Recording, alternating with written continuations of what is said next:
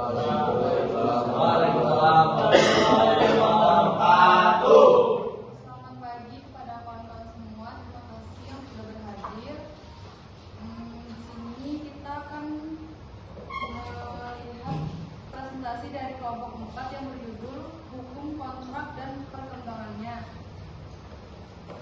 Langsung saja saya serahkan kepada kelompok 4 untuk mempresentasikan hasil makalah tersebut.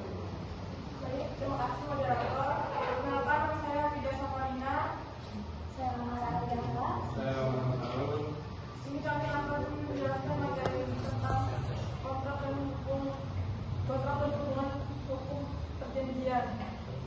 Pengertian kontrak dan hubungan dengan hukum perjanjian. Secara terminologis, istilah kontrak berasal dari bahasa Latin, yaitu contractus, yang bermakna suatu perikatan atau kesepakatan antara dua pihak atau lebih yang menimbulkan kewajiban hukum. Dalam konteks hukum Indonesia, istilah kontrak kerap digunakan bergantian dengan perjanjian. Meskipun secara konseptual keduanya memiliki perbedaan dalam hal ruang lingkup dan penggunaan istilah. Hukum kontrak merupakan cabang dari hukum perikatan yang mengatur hubungan hukum antara dua pihak atau lebih yang sepakat hukum tertentu. Dalam sistem hukum perdata Indonesia, hukum kontrak berfungsi sebagai dasar utama yang menentukan pelaksanaan serta penyelesaian perjanjian yang melahirkan hak dan kewajiban bagi para yang terlibat. Percampuran utang sosial atau medis merupakan salah satu sebab hapusnya perikatan sebagaimana diatur dalam pasal 1381 Kitab Undang-Undang Hukum Perdata. Dalam pasal tersebut dijelaskan bahwa perikatan dapat hapus karena beberapa hal. Salah satunya adalah percampuran antara kedudukan kreditur dan debitur dalam diri satu orang. Dengan kata lain, percampuran utang terjadi apabila seseorang secara bersamaan memiliki dua kedudukan hukum yang semula terpisah, yakni sebagai pihak yang berutang debitur dan pihak yang berpiutang kreditur terhadap perikatan yang sama. Hukum kontrak baku. Kontrak baku merupakan bentuk perjanjian yang isi dan keharusannya telah ditentukan terlebih dahulu secara aman oleh salah satu pihak.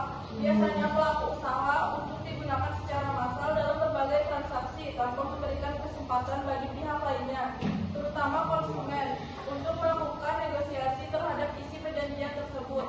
Dalam praktiknya, kontrak baku banyak digunakan di berbagai sektor seperti perbankan, asuransi, transportasi, dan telekomunikasi, hingga layanan digital seperti e-commerce. Ciri utama kontrak baku terletak pada keseimbangan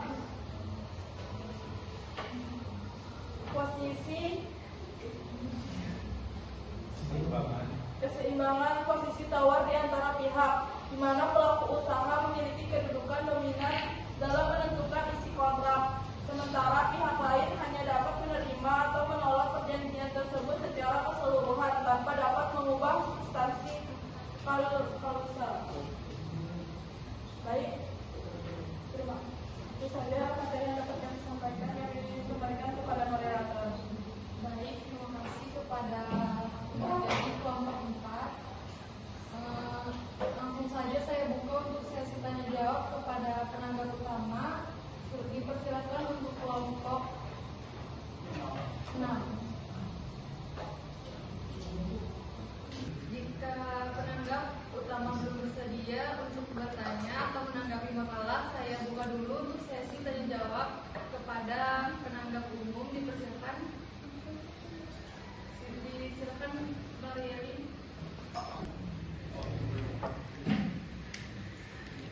Pertanyaannya, apa saja unsur-unsur yang harus ada dalam suatu kontrak agar memiliki kekuatan hukum yang sah dan kuat?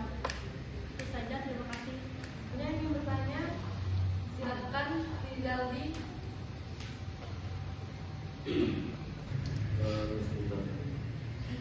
Ya, terima kasih moderator. Pertanyaannya,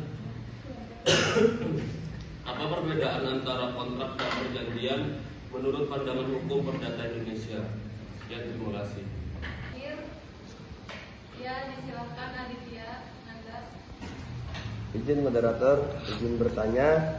Saya bertanya di bagian B, hukum kontrak. kasus kontrak kredit online yang sah secara hukum tapi bunga dan denda mencekik konsumen. Kan ada kasusnya seperti itu kan. Jadi pertanyaannya, jika asas fakta sunt servanda menyatakan kontrak harus dipatuhi seperti undang-undang, bagaimana bila isi kontrak ternyata bertentangan dengan rasa keadilan masyarakat? Apakah hukum harus tetap menegakkannya? Terima kasih.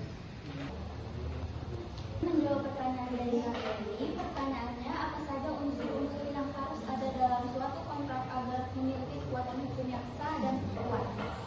Berdasarkan pasal 1320 KUH Perdata, kontrak dinyatakan sah dan mengikat jika memenuhi 4 unsur berikut: kesepakatan para pihak, dibuat tanpa paksaan, kehilafan atau penipuan. Kedua, kecangkupan hukum, pihak yang membuat kontrak harus dewasa dan cakup hukum.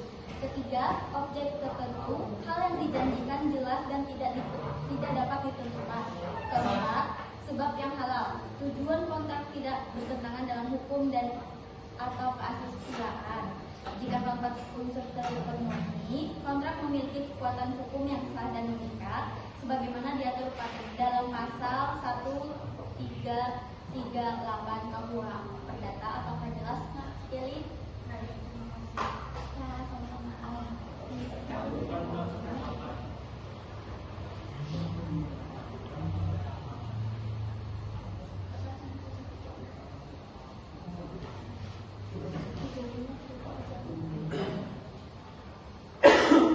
Izin menjawab pertanyaan dari Aditya Nanda Saputra. Pertanyaannya, jika asas fakta sunt servanda menyatakan kontrak harus dipatuhi seperti undang-undang, bagaimana bila isi kontrak ternyata bertentangan dengan rasa keadilan masyarakat? Apakah hukum harus tetap menegakkannya? Contoh nyatanya kasus kontrak kredit online yang sah secara hukum, tapi bunga dan denda mencekik konsumen. Apabila isi kontrak bertentangan dengan rasa keadilan masyarakat, hukum tidak harus menegakkannya secara mutlak. Dalam hukum perdata Indonesia, kontrak itu berlaku mengikat sepanjang tidak bertentangan dengan peraturan perundang-undangan, kesusilaan dan ketertiban hukum. Jika isi kontrak merugikan salah satu pihak secara tidak adil, misalnya bunga dan denda yang sangat tinggi pada kontrak kredit online, kontrak tersebut bisa dianggap tidak sah atau batal demi hukum.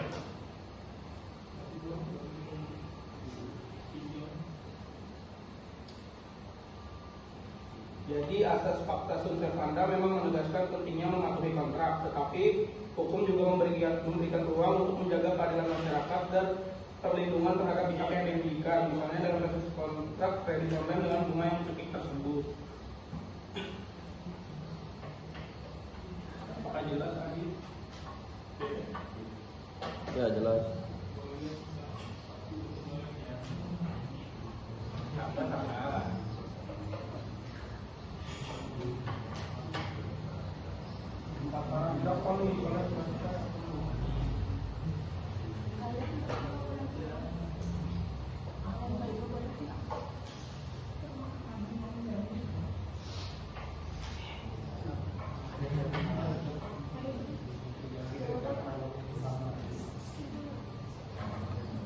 Saya akan membacakan pertanyaan dari Muhammad Ijazah Firdaus. Pertanyaannya, apa perbedaan antara kontrak dan perjanjian menurut pandangan hukum perdata Indonesia? Perbedaan utama kontrak dan perjanjian menurut